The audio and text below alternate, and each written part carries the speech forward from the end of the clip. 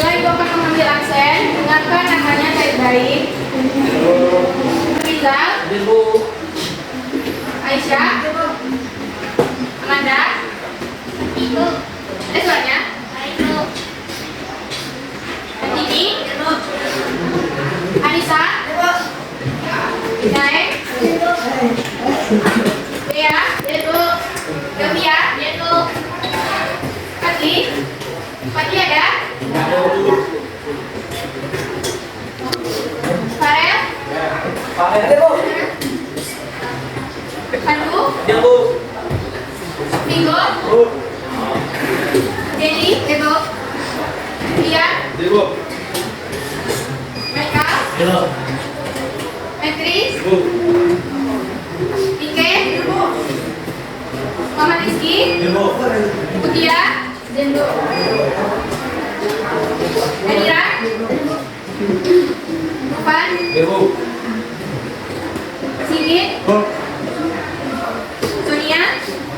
Sonia ada? Syarifah? Tasya? Taufik? Pica? Leo? Yola? Kendari?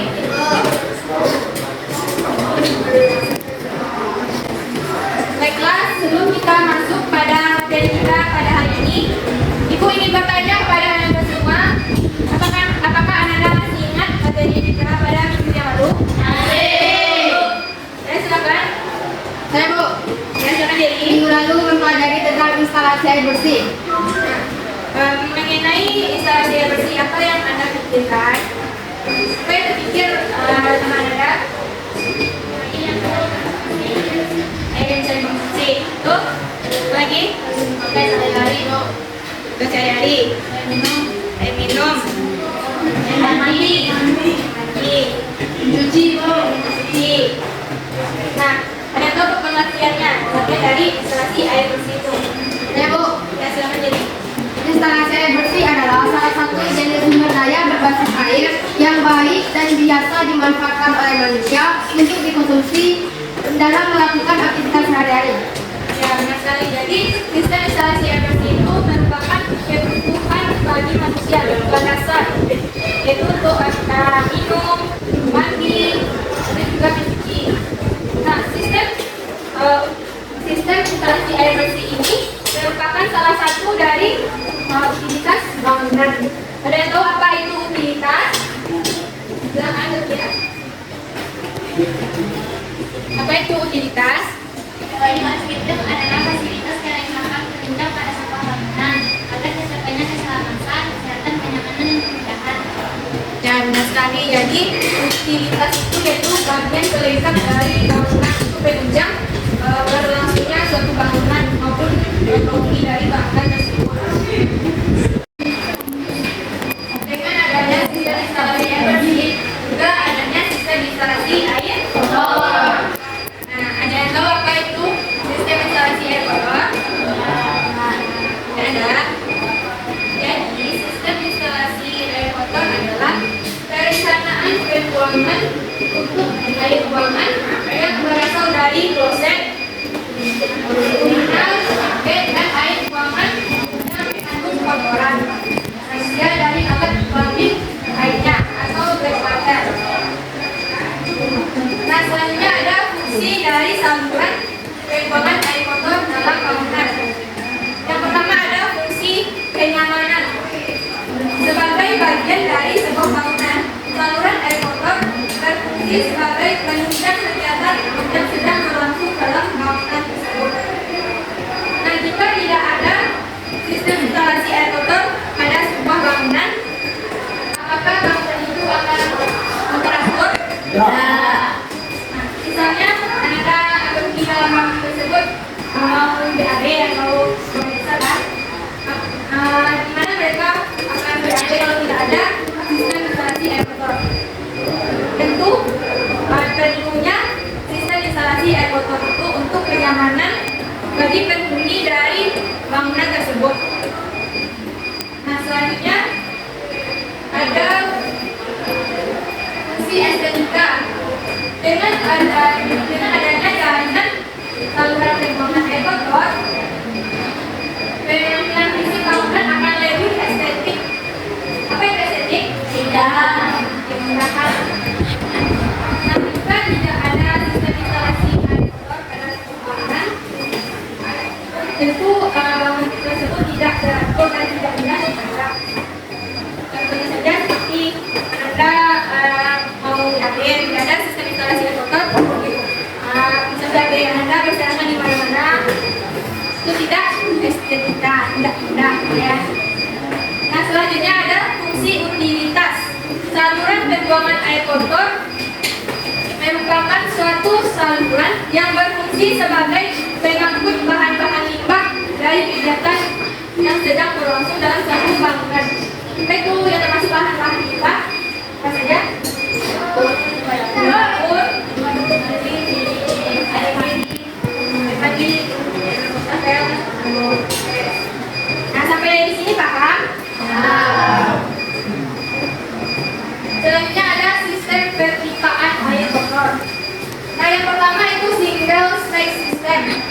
Seluruh air buangan atau grey water dan black water dialirkan ke satu pipa pembuangan yang berfungsi sebagai ventilasi. Jadi, seluruh air buangan itu disalurkan ke satu pipa pembuangan yang nantinya sebagai ventilasi atau ruang udara. Nah, selanjutnya ada one pipe system. Dalam sistem ini, soil pipe atau black water. Apa itu soil pipe atau black water? Air kotor. Ya, itu pembuangan air kotor. Dan water pipe. Apa itu water pipe atau black water? Air pembuangan atau air keras. Nah, soil pipe menampung seluruh air buangan dari kloset, urinoir, dan bidet yang berkaitan dengan kotoran manusia. Sedangkan water pipe menampung seluruh air buangan dari bak mandi, bak cuci piring, wastafel, dan sebagainya di bawah kotoran manusia. Nah, selanjutnya ada two pipe system. Sistem ini memiliki dua sejuta pipe yang terhubung ke perlengkapan sanitary seperti kloset, urinoir, dan sebagainya. Water pipe digunakan untuk mengumpulkan limbah dari dapur, kamar mandi, dan sebagainya. Soil pipe dan water pipe dilengkapi dengan pipa ventilasi yang terpisah. Sistem ini membutuhkan 4 pipa ventilasi sehingga harganya mahal.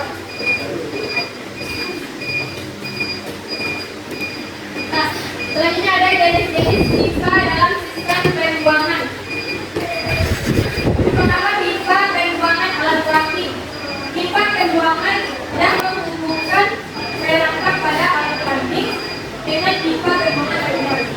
Apa itu perangkap pada alat plastik?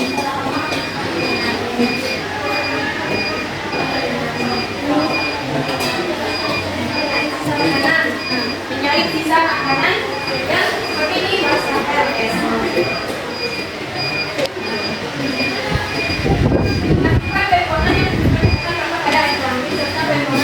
Pipa ini biasanya dipasang tegak dan ukurannya harus sama atau lebih besar dari lubang keluar perangkap pada alat plumbing.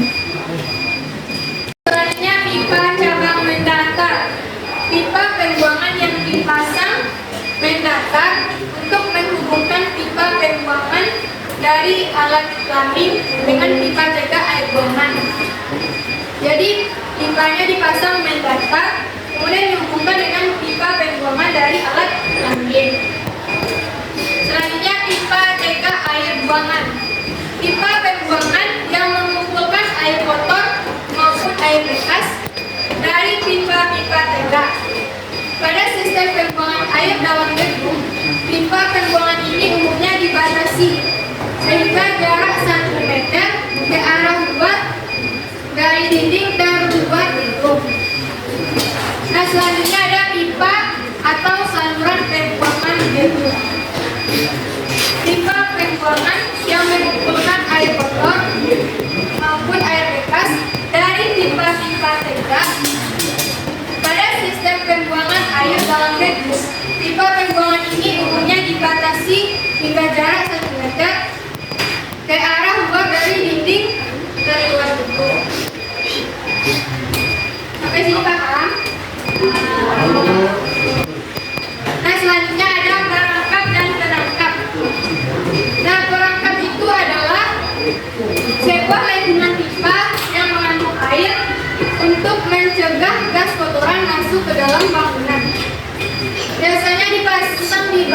hotel atau Pak Kunci. Nah, untuk gambar dari perangkap itu bisa Anda lihat pada layar PPT macam-macam dari perangkap tersebut. Selanjutnya ada penangkap. Penangkap adalah sebuah kartu yang memungkinkan udara masuk ke dalam saluran pembuangan untuk mencegah terjadinya sifon dan membantu aliran yang macet. Digunakan di tempat-tempat di mana instalasi ventilasi konvensional sulit dilakukan. Selanjutnya ada ukuran pipa. Ukuran pipa air bersih yaitu setengah sampai 4 inci. Nah, untuk ukuran air kotor yaitu 2 sampai 4 inci. Ukuran pipa air bekas atau air buangan sama dengan air kotor. Nah, selanjutnya ada simbol-simbol penggambaran pipa. Simbol pipa air bersih apa? Strip. Nah, untuk simbol pipa air kotor. Nah, simbol pipa air bekas atau air buangan.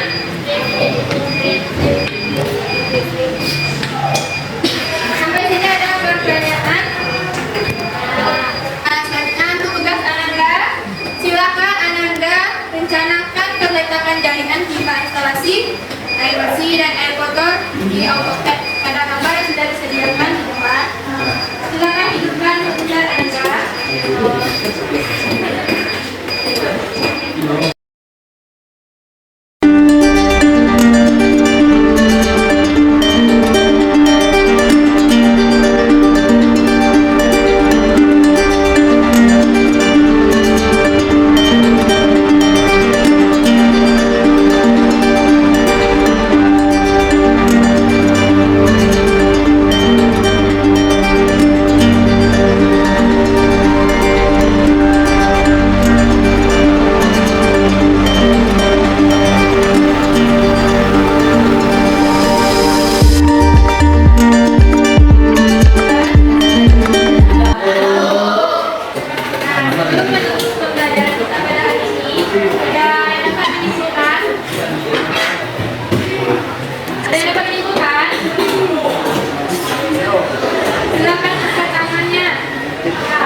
Silakan kita.